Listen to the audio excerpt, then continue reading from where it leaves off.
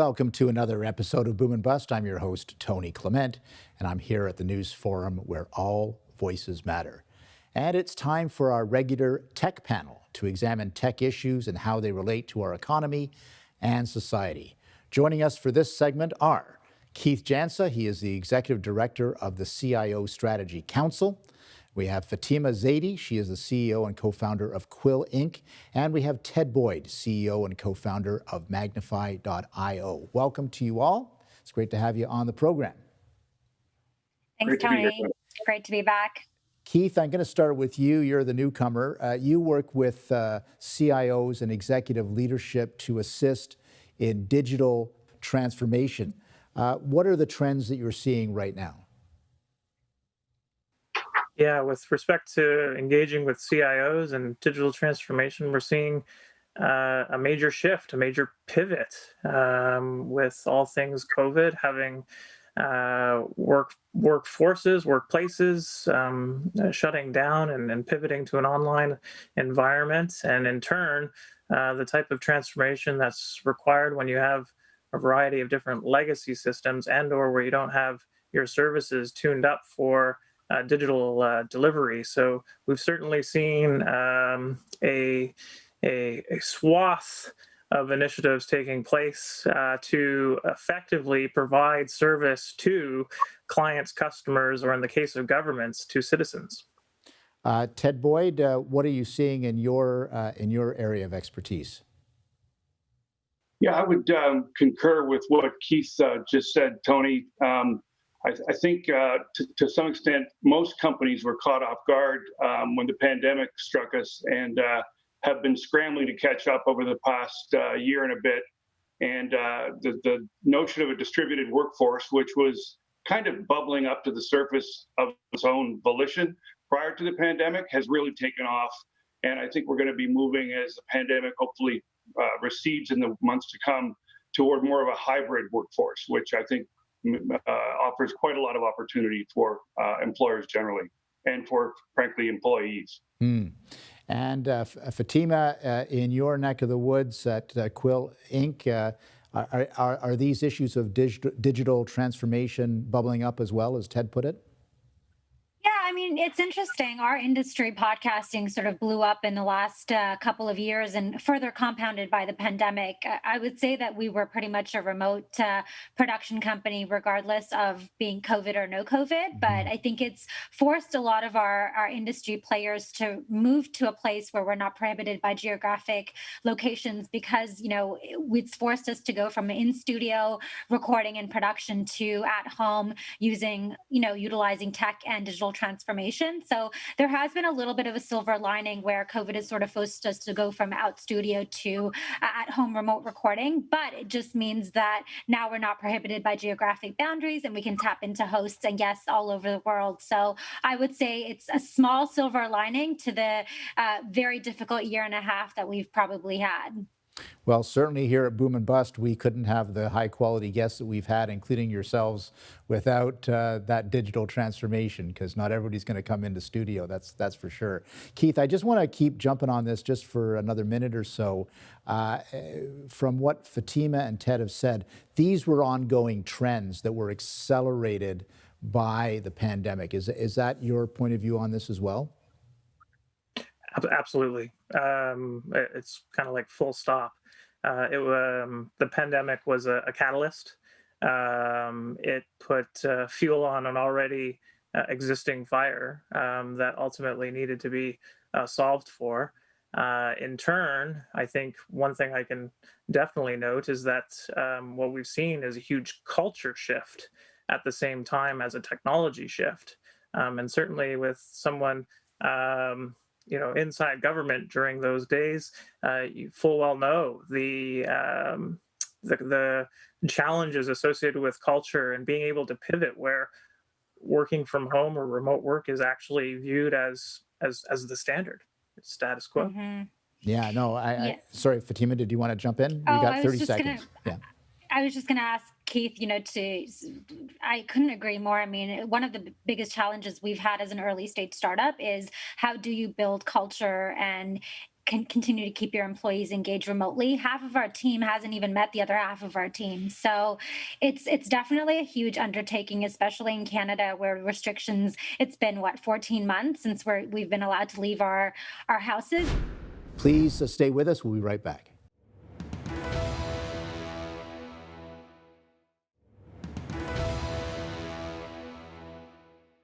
Welcome back to Boom and Bust. I'm your host, Tony Clement, here with our tech panel, Keith Jansa, Executive Director of the CIO Strategy Council, Fatima Zaidi, CEO and co-founder of Quill Inc., and Ted Boyd, CEO and co-founder of Magnify.io. Zaidi, I had to cut you, Fatima, I had to cut you off there.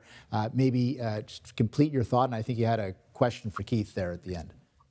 Yeah, and I think Keith brought up a really interesting point. While there are benefits of being remote, and companies now realize that you don't necessarily need the FaceTime to be a productive, full functioning, running, profitable business. I think the question here is, how are you dealing with some of those transitions and keeping culture alive and keeping your employees engaged while not being able to put in that FaceTime?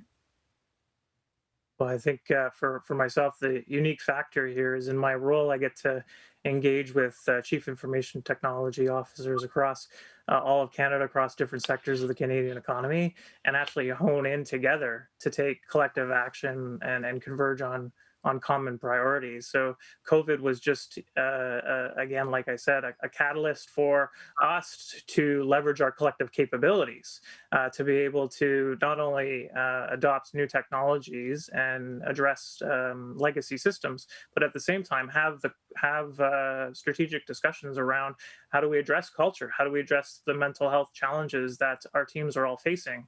And certainly for me, with my own staff, it's been extremely useful to have these types of conversations across the country with forward-thinking CIOs on how best to address these types of challenges.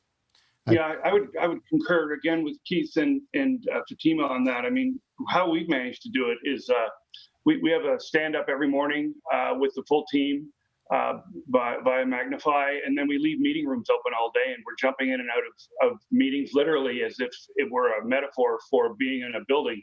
If somebody has a birthday, we sing happy birthday. Somebody gets a cake. We all kind of do that virtually. And to be perfectly candid, I actually would think if you polled our entire team, they would prefer to be remote than to be in an office. And it really is quite intimate, the way that we've managed to structure things. It's not perfect. Obviously, being in an office has its benefits, but it is quite functional and does bring a really big element of culture with it. Ted, let's keep on that track, and I'll get the other guests to chime in as well. But you've done a lot of, I know you've done a lot of thought about the future of work from home and teleconferencing. So what else do you see happening once the pandemic subsides a little bit? Well, I think there will be less video conferencing because I think people have been tied up in conferences and not so much productive. So what we've tried to do, as I referenced earlier, is turn those, we leave a meeting room open and we go into work and collaborate, and not so much to meet, and they are different things. So I think we're going to see the backing off of some conferencing levels. I do think we're moving to a more hybrid world. I would say it's probably 30% of the time someone might be asked to be in the office roughly versus being totally locked down in the past 6 months in the case of being in Toronto. So I think those two trends, and also I think generally companies are going to save a lot of money on real estate space, and we're going to see these hybrid.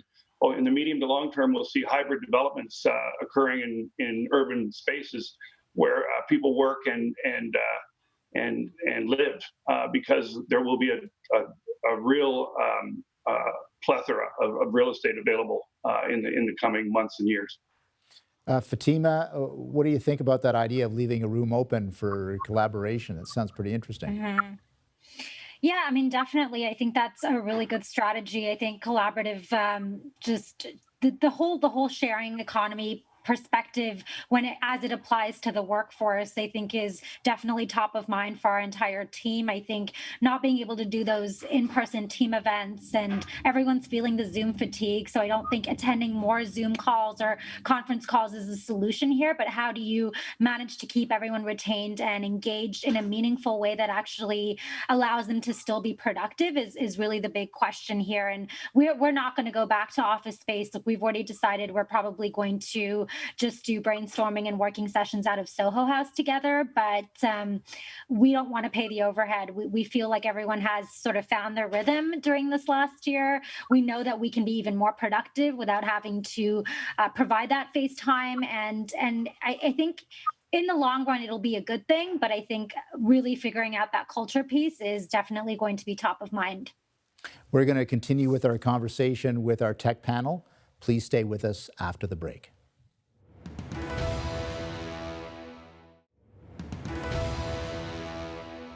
I'm your host, Tony Clement, here with our tech panel. Keith Jansa is the Executive Director of the CIO Strategy Council, Fatima Zaidi, CEO and co-founder of Quill Inc., and Ted Boyd is the CEO and co-founder of Magnify.io.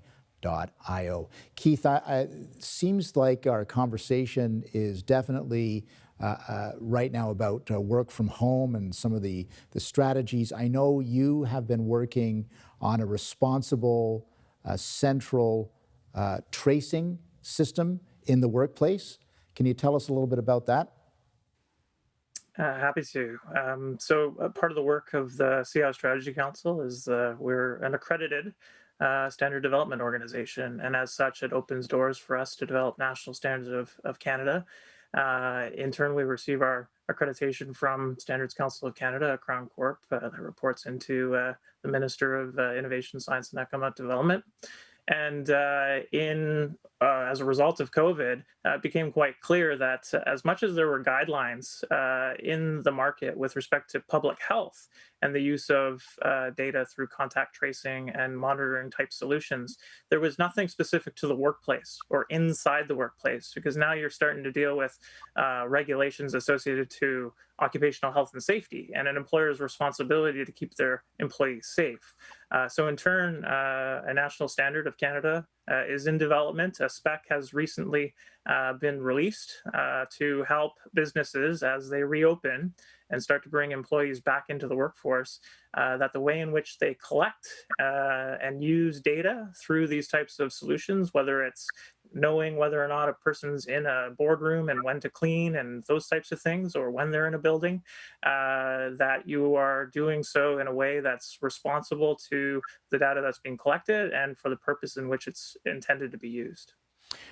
Just following up on that, because maybe not as much in Canada, but certainly in the US, we've seen some controversy. I know the state of Florida has banned employers from asking whether someone has been vaccinated or not. How do you build in buy-in from all the stakeholders, the employers, the employees, et cetera, to make sure that contact tracing would work? I think you need to ultimately be responsible to your employees with respect to the requirements that are out in the marketplace through this specification. It speaks to articulating the intended use. It also recognizes that, and we've seen it, many employers deploying these types of solutions in their workforce such that they do it on a voluntary basis versus in it being mandatory. I think at the end of the day, there is a role for employees to play to ensure that they are remaining health and using safe practices. But at the same time, an employer has an obligation under law to ensure that the safety of the workers. So there's this delicate balance at play inside the workforce, and hence the reason for the specification and the national standard being developed and published. I would liken it to almost a social contract, in the sense that the employer's not legally obligated to report to public health an individual who may or may not be ill, but I would argue that the responsibility extends to ensuring that individual or individuals are strongly encouraged or is strongly encouraged to go to public health themselves. And that delicate balance that Keith is referring to, I think, is kind of at the heart of that whole conversation. Fatima, any thoughts on this? Yeah, I mean, I think it's interesting. I mean, we've been having these discussions in the workplace as well. I think we have the added advantage of the fact that we are remote, so we're not too worried about whether people are or aren't going to be vaccinated. It's definitely not something that's top of mind. But the one thing that we are struggling with is North American travel. We are a company that's predominantly very reliant on the U.S. market. There's lots of conferences, lots of trade shows, lots of events that we're sponsoring. Our first one is coming up in Nashville first week of August, and I think the challenge that we're having is balancing herd immunity in the US with almost 80-90% of this conference being vaccinated, and the Canadians coming in with only one shot, and what is and isn't liable. So it's really working through those conversations. Can we still participate, knowing that we are quite far behind the US when it comes to the vaccination policy and from an access and distribution standpoint, and whether or not we feel comfortable putting our employees in a 5,000 person conference, knowing that they're not going to be fully vaccinated. So those are the conversations that we're having right now.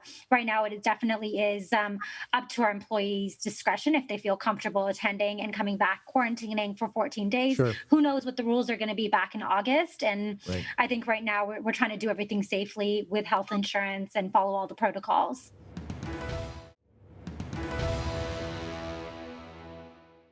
Welcome back to Boom and Bust. I'm your host, Tony Clement, with our regular tech panel. In this instance, it includes Keith Jansa. He's the Executive Director of the CIO Strategy Council. Fatima Zaidi, CEO and co-founder of Quill Inc., and Ted Boyd, the CEO and co-founder of Magnify.io.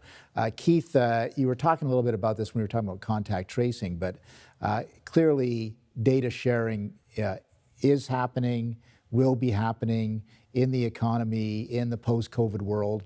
How do you see responsible data sharing work in this economy? We're a country that's operated in data silos. We see it in our very own, federal government, amongst a multitude of departments and agencies, and unfortunately, without the ability to share data across. And so, the shift we're starting to see is moving to more citizen or consumer-centric type lens to the delivery of services. In turn, what that means is, shifting the mindset away from me, an organization, having responsibility over to the citizen or the customer ultimately having the responsibility, and in turn creating that paradigm shift. We be in a position to ultimately have consumers consent to where and when and who the data ultimately is consumed by, and for what services, and ultimately they being in control of their destiny ultimately in regards to the services that they are leveraging. What it requires are national standards in this country to be able to create the conditions such that we are responsibly sharing data, and that we're doing so in a way that is consumer or citizen centric. Fatima, I just throwing this out there, a lot of chatter about Apple and its new data sharing rules, which are much more consumer or customer focused versus whatever the Apple or whomever is going to give you. Is this something that you're following as well, that there's a shift in balance when it comes to protection of data and data sharing? Absolutely. I mean, even if we didn't want to follow it, Apple is such a huge monopoly in our space. They don't let us ignore them by any means. It has been really interesting to see that Apple has finally looked at our industry, and rather than thinking of us as some sort of a lifestyle hobby, we recognize that we are a $2 billion industry growing really, really quickly. They are starting to make more data available through their dashboard and analytics profiles. But I think that at the same time, there's been a lot of technical glitches in reporting metrics over the last few weeks since their new product has launched. So it has been really disappointing to see the level of customer service that we've gotten from Apple has just not been up to par from what you would expect from a Spotify, a Google, a player of their size. So that's definitely been, I would say, disappointing. And I think our industry is still having those conversations. We're just not top of mind for a company like Apple because they're making so much money with their products and other platforms that we're sort of a crumb in their bread box. Ted Boyd, you get the last word here. Data sharing, Apple, what are you seeing out there? Well, I can tell you that to Fatima's point, we certainly have a bit of a cranky group of developers since the last Apple release, and our experience has been quite similar. But I do agree with Keith's point about the data silos in this country and the need for a national standard. I mean, California is really much more toward the GDPR rule set that the European Union has adopted. But I would take anything at this point that was national in nature that would allow us to really start to create what Keith referred to, which is kind of a data wallet that a consumer could have. And really, we should be in control of our own destiny, not the people who take the data from us. And I imagine we're headed to a world where we'll be able to trade our data for goods and services before too long. But we do need a national standard to do it, to Keith's point. Well, that's the key takeaway from this tech panel. I want to thank Keith Jansa, Fatima Zaidi, and Ted Boyd for being on the panel this month. Very, very interesting. Thanks for joining us. Thank you very much. Thank you. Well, I'd like to thank our tech panel once again. That was a very interesting discussion on some of the trends, including digital transformation and where we're going in terms of basically the digital ethical issues of data sharing and whatnot. So always good to have the experts in the field, the CEOs who know what's going on, and it allows for us to have a very interesting discussion for the tech panel. I hope you enjoyed it too, and we'll continue to have that high quality panels for you in the future as well. Thanks for watching.